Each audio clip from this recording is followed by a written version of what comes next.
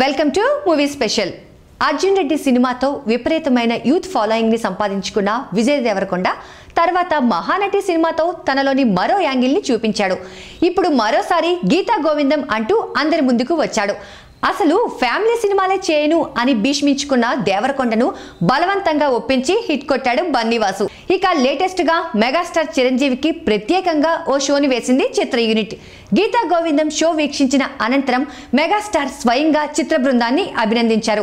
ముఖ్యంగా hero దేవరకొండకు megastar shake hand ఇచ్చి ఓ range లో పొగిడేస్తూ అభినందించడం చర్చకొచ్చింది. ఇక ఈ సినిమాను చూసిన సూపర్ స్టార్ మహేష్ బాబు ఈ సినిమాను ప్రశంసిస్తూ ట్వీట్ చేశారు. గీతా గోవిందం ఒక విన్నర్ సినిమా అని, సినిమా చూస్తూ బాగా ఎంజాయ్ చేశారని మహేష్ ట్వీట్ చేశారు.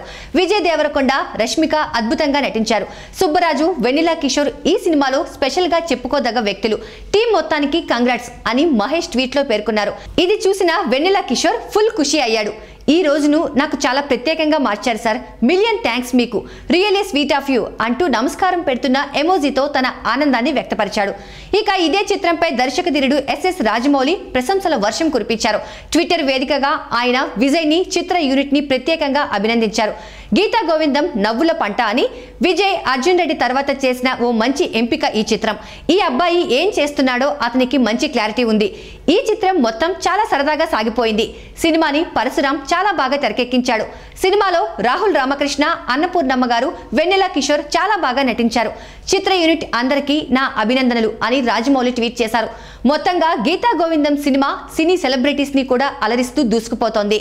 మరిన్ని ఇంట్రెస్టింగ్ అప్డేట్స్ కోసం మా సోషల్ పోస్ట్ ఛానల్ ని సబ్స్క్రైబ్ చేసుకోండి. మరిన్ని ఇంట్రెస్టింగ్ వీడియోస్ కోసం మా సోషల్ పోస్ట్ ఛానల్ కు సబ్స్క్రైబ్ చేసుకోండి. ఇన్స్టెంట్ అప్డేట్స్ కోసం కింద ఉన్న బెల్ ఐకాన్ ప్రెస్ చేయండి.